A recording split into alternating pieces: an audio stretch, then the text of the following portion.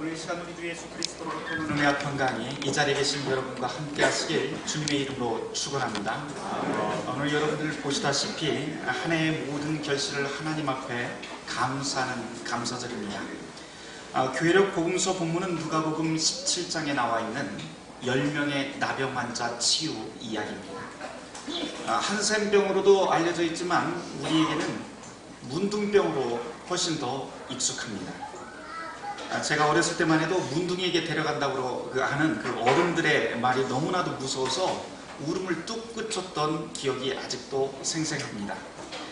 그때만 해도 문둥이들은 얼굴도 없고요, 그리고 손도 없는데 가마니를 딱 뒤집어 쓰고 몰려다니면서 아이들을 도둑질해 간다고 그렇게 이야기를 곧잘 들었습니다. 문둥병이라고 하는 것이 아이들을 잡아먹어야만 고칠 수 있는 병이라고 하시면서 아랫말 쌓이는 개똥이네 누구누구도 어제 잡혀갔다더라 하는 이 아주 상세한 덧말까지 어른들이 덧붙여 주시곤 하셨습니다. 그땐 그렇게 무서웠는데 어른이 돼서 보니까 말 안 듣는 아이를 겁주려고 만든 어른들의 거짓말이라고 하는 것을 알게 되었습니다. 하지만 거짓말이지만 그 속에는 시대와 나라를 초월하는 한 가지 어긋난 통념이 한 가지 숨겨져 있습니다. 나병이라고 하는 것, 문둥병이라고 하는 것은 저주받은 병이다. 그리고 저주받은 병이기 때문에 사람들 사는 동네에서는 격리시켜야 된다 하는 통념입니다. 우리도 그렇지만 저 멀리 2000년 전 유대 땅에서도 마찬가지였습니다. 오늘 복음서 본문은 바로 이런 배경 아래서 읽어 내려갈 수 있습니다. 의학적으로 보면 나병이라고 하는 것은 피부의 가장 약한 조직부터 괴사하는 병이라서 얼굴에 튀어나온 부분들, 코, 입, 눈 이런 피부가 치명상을 얻기 시작한 다음에 뼈까지 괴사하게 됩니다. 그렇지만 가장 먼저 치명상을 입는 곳은 뭐니 해도 인체에서 가장 약한 성대 부분부터 그렇게 치명상을 얻게 된다고 합니다. 그래서 나병 환자가 소리를 지른다고 하는 것, 그것은 자기가 가지고 있는 온 힘을 짜내야만 하는 것이고 고통을 참아야만 하는 아주 힘든 일이 바로 소리를 내는 것입니다. 이런 나병 환자들이 지금 10명이 모여 있습니다. 그리고 지나가는 예수를 향해서 불쌍히 여겨달라고, 그리고 고쳐달라고 큰 소리로 외칩니다. 그리고는 모두 치유받습니다. 여기서 한 가지 주목할 것은 그 시점과 장소인 것 같아요.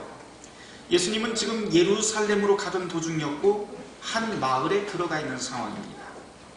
예수님의 이전 행보로 보아서는 예수님께서 기적도 행하시고 그리고 제자들에게 권세 있는 가르침으로 많은 감동을 전했기 때문에 예수님의 뒤에는 당연히 아주 많은 무리가 따르고 있었습니다. 이미 예수님은 슈퍼스타였습니다. 그 때문에 오늘 누가복음 17장 11절을 보면 나병 환자들이 가까운 곳에서 예수님을 붙잡고 이야기를 하는 것이 아니라 멀리 서서 소리를 높였다고 그렇게 서술합니다. 예수님 주위에 사람들이 많았다고 하는 증거입니다. 그런데 더 기막힌 대목은 지금 이러고 있는 장소가 마을이라고 하는 곳입니다. 이 말을 뒤집어 보면 나병 환자에게는 들어와서는 안 되는 금지된 장소에 지금 나병 환자들이 들어왔다는 말이 됩니다. 저주받은 병입니다. 그래서 마을 안으로 들어오면 안 됩니다. 율법이 그렇게 규정을 했습니다. 만일 이 율법을 품은 채 마을에 들어올 경우에는 돌로 쳐서 죽여도 하소연할 곳이 없는 장소가 지금 나병 환자 10명이 들어와 있는 장소입니다. 그런데 오늘 복음서 본문의 사건은 이런 모든 금기사항을 아주 싸그리 다 깨버립니다. 오지 말아야 될 곳에 왔고 소리내지 못할 소리를 내고 있습니다. 왜요? 이유는 단 한 가지입니다. 맞아 죽더라도 한번 고쳐보겠다는 겁니다. 맞아 죽더라도 저 고칠 수 있는 저 예수를 만나서 치료받기 싶기 때문입니다. 예수라고 하는 이 유일한 희망의 끈이 모든 위험을 다 감수하게 만든 장면이 지금 오늘 본문의 그 상황입니다. 성경이 우리에게 전하는 첫 번째 메시지가 바로 이것입니다. 하나님은 소외당하고 고통받는 사람들의 그 탄식과 기도를 절대로 간과하지 않는다고 하는 것입니다. 그리고 응답하십니다. 고통 속에서 부르짖는 자들의 모든 기도의 소리, 탄원의 소리를 하나님은 들으시고 응답하십니다. 오늘 예수님의 응답은 바로 14절에 이렇게 나옵니다. 같이 한번 읽어보도록 할까요? 누가복음 17장 14절 말씀입니다. 같이 한번 읽겠습니다. 보시고 이르시되 가서 제사장들에게 너희 몸을 보이라 하셨더니 그들이 가다가 깨끗함을 받은지라. 병이 나았다는 겁니다. 평생 소원이었던 이 몸의 치료가 되었습니다. 근데 이 대목을 좀 유심히 우리가 보아야 될 필요가 있습니다. 왜냐하면 예수님께서는 그 자리에서 그냥 치료해 주신 것이 아닙니다. 제사장에게 몸을 보이라고 돌려보냅니다. 그 말에 순종하면서 이들은 갔고 그 순종 때문에 이제 병을 치료를 받습니다. 왜 예수님께서 이렇게 제사장에게 가라고 했을까요? 이유가 있습니다. 저주받은 병입니다. 이 나병은. 그래서 저주받은 병이 치료를 받을 경우에는 꼭 율법에 따라 제사장에게 치료받은 몸을 보이고 공인을 받아야 됩니다. 이렇게 해야만 비로소 가족에게로 돌아갈 수 있고 그리고 성 안으로 다시 돌아가서 이전과 같이 정상적인 삶을 살 수 있게 됩니다. 그래서 제사장에게 몸을 보이라고 하는 이 예수님의 이 말씀은 치유라고 하는 것은 몸을 치료하는 것 그것만이 아니라 몸의 병을 치료하는 것으로 끝나는 것이 아니라 삶의 자리를 회복하게 하는 것이 치유다라고 하는 것을 가르쳐주는 대목입니다. 예수님의 치유는 이렇듯 몸과 자기의 삶의 생활 모두를 다 함께 회복시킵니다. 간혹 우리 주위에서 은사 집회라고 하는 것을 여러분들 보시기도 하고 참여도 해보셨을 것 같습니다. 거기 가면 치유은사라고 하는 명목으로 치료하는 그런 은사를 베푸는 경우가 종종 있습니다. 그런데 진정한 치유라고 하는 것, 성경이 우리에게 가르치고 있는 하나님의 진정한 치유라고 하는 것은 단순히 몸만 치료하는 것 아닙니다. 그는 반쪽짜리입니다. 오늘 이 본문에서 보다시피 진정한 치유라고 하는 것, 그리스도 예수 안에서 우리가 치유받는다고 하는 것은 몸의 치료뿐만 아니라 다시 자기의 삶의 자리로 돌아가서 회복되는 것, 그것까지 포함합니다. 이것이 바로 성경적인 치유라고 할 수 있습니다. 예수님의 말씀에 순종하는 자들이 이렇게 치유받습니다. 몸의 병도 그리고 삶의 자리도 회복됩니다. 여기까지 하면 끝날 것 같은데 오늘 말씀은 이것으로 끝나지 않습니다. 조금 더 갑니다. 가장 중요한 대목이 여기에 나와 있습니다. 치유받은 사람, 그 이후의 삶에 관한 내용입니다. 나병 환자 10명이 똑같이 고침받았습니다. 9명은 제 갈 길로 가버리고 그중 한 사람만 찾아와 예수님 앞에 영광을 돌리고 감사하며 돌아갔다고 성경은 전합니다. 문제가 되는 것은 돌아온 사람이 사마리아 사람이라는데 문제를 걸어놓습니다. 사마리아 사람은 이방인입니다. 이 사람들은 유대인들이 그렇게도 무시하고 경멸하던 부정한 피가 흐르는 사람들입니다. 그 사람이 돌아와서 예수님께 감사를 드립니다. 그런데 예수님께서 진짜 문제를 삼는 건 사마리아 사람이 돌아왔다는 것 아닙니다.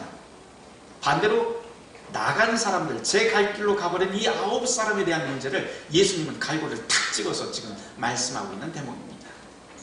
돌아간 9명, 이들 모두 유대인입니다.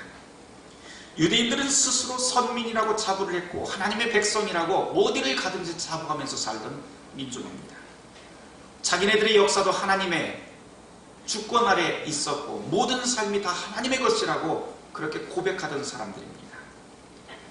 그런데 이런 사람들이 치료받자마자 잽싸게 다 자기 자리로 돌아가 버립니다. 예수님은 그래서 18절에서 이렇게 말씀을 하시죠. 이 이방인 외에 하나님께 영광 돌리러 온 자가 없느냐? 이렇게 묻습니다.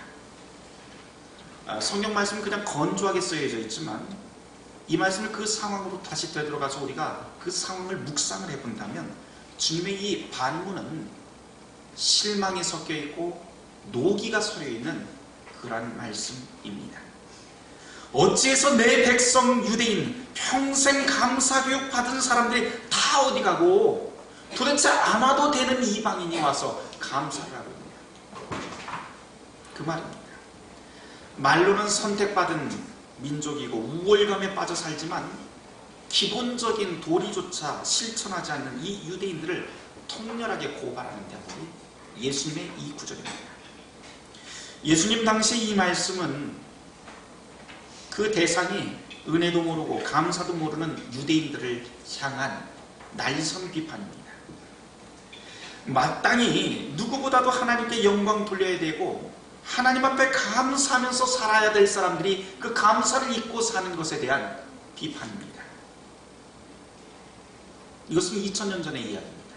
그러나 2000년 전의 이야기가 아닙니다. 이것은 유대인에게만 해당되는 말씀이 아니라 바로 오늘 이 시대를 살아가고 있는 우리에게도 그대로 적용되는 말씀이기에 가슴 아프게 다가옵니다. 왜냐하면 이 말씀은 오늘 이 시대 예수님의 이름표는 있으나 답지 못하게 살고 있는 모든 묵은 신자들을 향한 책망의 말씀이기 때문입니다. 묵은 신자가 되면 그때부터 감사보다 불평이 늘어납니다. 반대로 믿은 지 얼마 안 되는 그 초신자들을 보면요, 경험상 여러분들도 잘 아시겠지만 작은 일에도 감사할 줄 압니다. 감격합니다. 눈물도 흘립니다. 소소한 말씀 하나하나에 귀를 기울입니다. 성찬을 받는 그 시간에 떨리는 마음으로 나옵니다. 그 눈빛을 보면 글썽글썽할 때가 한두 번이 아닙니다. 그렇게 예배를 떨리는 마음으로 초신자들은 하나님과의 첫사랑을 시작을 합니다. 그래서 감격도 있고 두려움도 있고 눈물도 있습니다. 그런데 신앙생활의 연수를 자랑하는 사람들을 보면 상대적으로 타성에 젖게 됩니다. 예배, 봉사, 성찬의 시간은 그저 하나의 일상 습관이 되어버려서 감격과 감사, 떨림은 미미하게 사라져 버립니다. 치유받았지만 돌아오지 않는 이 9명, 치유받았지만 감사 없는 이 유대인들은 오늘날 타성에 젖은 신앙인들에 대한 상징입니다. 예수님은 이들을 향해서 이렇게 말씀하십니다. 9은 도대체 어디 있느냐? 9은 도대체 어디 있느냐? 예수님은 안타까워하십니다. 왜냐하면 하늘의 구원이라고 하는 것, 그것은 몸의 치유, 삶의 회복, 거기에 감사의 삶까지 한데 어우러져 있을 때 그것을 참된 구원이라고 말하기 때문입니다. 이것을 구원이라고 예수님은 선언하십니다. 예수님께서는 그래서 17절 19절에 이렇게 말씀하십니다. 예수께서 대답하여 이르시되 10사람이 다 깨끗함을 받지 아니하였느냐? 그 9은 어디 있느냐? 이 이방인 외에는 하나님께 영광을 돌리러 돌아온 자가 없느냐? 하시고 그에게 이르시되 일어나 가라, 내 믿음이 너를 구원하였느니라 하시더라. 온전한 구원이라고 하는 것은 이렇듯 감사의 삶이 함께 어우러질 때 온전하다 할 수 있습니다. 오늘 이 시간 저와 여러분들 감사절에 함께 이 자리에 예배에 참여했는데 저와 여러분들은 어떤 삶을 살고 계시는지요? 감사의 삶을 사십니까? 아니면 불평의 삶을 살고 계십니까? 종교개혁자 루터가 이렇게 가르치더라고요. 감사하는 사람이 가는 나라는 천국이고 불평하는 사람이 가는 나라는 지옥이다, 이렇게 말합니다. 이 말 뒷내에 이렇게 또 붙여놨어요. 감사 없이 불평만 하고 있다면 그것은 마귀에게 사로잡힌 증거다, 이런 표현도 합니다. 예전에 제가 어떤 분에게 방금 말씀드렸던 이 루터의 이야기를 인용을 해본 적이 있습니다. 그랬더니 그분이 저한테 오히려 더 이런 말씀을 하세요. 목사님 참 답답하시네요. 목사님 참 세상을 좀 잘 모르십니다. 어디 제가 감사하기 싫어서 불평만 하는 줄 아십니까? 감사 제목이 있어야만 제가 감사할 것 아닙니까? 207하게도 이 팍팍한 세상에서 감사 제목이 나와야 제가 감사해야 될 것 아닙니까? 더군다나 감사라고 하는 것, 목사님 말씀 그대로 감사라고 하는 것, 속에서부터 자연스럽게 우러나야 그게 감사지. 억지로 뭐 설교단상에서 감사해라 감사해라 입으로만 계속 하라고 한 데서 그게 감사입니까? 이렇게 저에게 반문을 하셨습니다. 충분히 일리 있는 말씀입니다. 감사할 만한 거리가 없는데 감사하십시오 하면 이거는 쇠뇌지 절대로 복음이 아닙니다. 그렇다면 요즘같이 먹고 살기 어렵고 우리가 보통 요즘 뭐 인터넷상에서 헬조선이라고 하는 말을 하는데요, 지옥 같은 나라라고 하는 뜻입니다. 이렇게 지옥 같은 시대를 사는데 어디서 우리는 감사의 제목을 찾을 수 있을까요?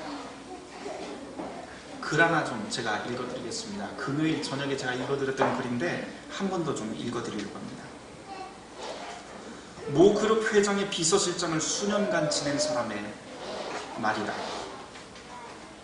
비서실장의 말입니다. 회장님은 직원이 병원에 입원하거나 사망이라도 하면 해당 부서장을 호출합니다. 그리고 지갑에서 수표로 된 현금을 전부 다 꺼내주면서 직원을 격려하라고 그 부서장에게 말합니다. 물론 회장님은 돈이 얼마를 꺼냈는지 세우지 않습니다. 그런데 회장님이 세지 않고 건네준 그 현금이 얼마의 금액인지는 모두 다 잘 알고 있습니다. 왜냐하면 회장님이 직원 격려 등으로 수표를 사용하면 비서실에서 다시 그만큼 채워드리기 때문입니다. 그런데 회장님에게서 현금을 세지 않고 부서장들이 다 똑같이 받지만 그 다음 행동은 부서장들의 행동은 서로 다르다는 것이 비서실장의 경험이다. 다수의 부서장들은 비서실장에게 이렇게 보고합니다. 실장님, 어제 회장님이 주신 돈으로 가족을 격려하고 장례까지 잘 마쳤습니다. 라고 보고하는 것으로 끝이다. 그런데 일부 부서장의 보고는 좀 다른 면이 있다. 실장님, 어제 회장님이 450만원 주셨는데 병원비에 300만원, 장례비에 95만원 지원하고 55만원 남았습니다. 라고 하며 영수증과 함께 남은 돈을 반납한다. 비서실장인 나는 전달받은 그대로 회장님께 보고드리고 그때 회장님은 이렇게 말씀하신다. 허참 그 친구 참 철저하구만 허허허 하면서 털털 웃고 만다. 하지만 이 순간이 그가 장차 임원 승진 후보자로서의 1차 관문을 통과한 것이다.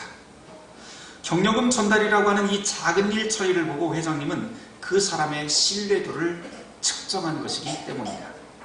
물론 회장님 마음속에는 이 철저한 사람으로 신뢰를 얻은 사람이 한두 명이 아니다. 따라서 누가 다음에 임원으로 승진을 하느냐 마느냐 하는 것은 아직은 알 수 없다.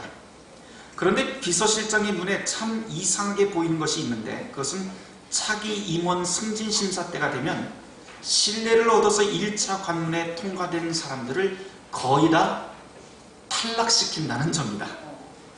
신뢰를 얻었던 사람들을 다 탈락을 시켜버리는 거예요. 그리고는 3개월쯤 지난 뒤에 회장님이 비서실장을 불러서 이렇게 물어보신다. 그 사람 요즘 어떻게 지내고 있는지 한번 비밀리에 좀 알아봐. 이렇게 비서실장이 지시한다. 비서실에서 비밀리에 알아보면 승진에 탈락한 사람들의 반응은 보통 두 가지다. 불만을 갖는 사람, 그렇지 않은 사람. 이것을 조사 후에 회장님에게 이렇게 보고한다. 회장님, 김 부장은 전혀 불만 없이 활기차게 직원들을 잘 이끌고 있습니다. 라고 보고하면 회장님은 한 말씀 하신다. 그래? 이것으로 끝난다. 그러나 이것은 임원 승진의 2차 관문을 통과한 것이다. 그런데 더욱 이상한 것은 회장님은 김 부장 같은 사람을 그대로 임원으로 승진시키는 것이 아니라 다시 남들이 다 싫어하는 한직이나 기피 부서, 예컨대 시리아 건설 현장 같은 곳으로 발령을 낸다는 점이다.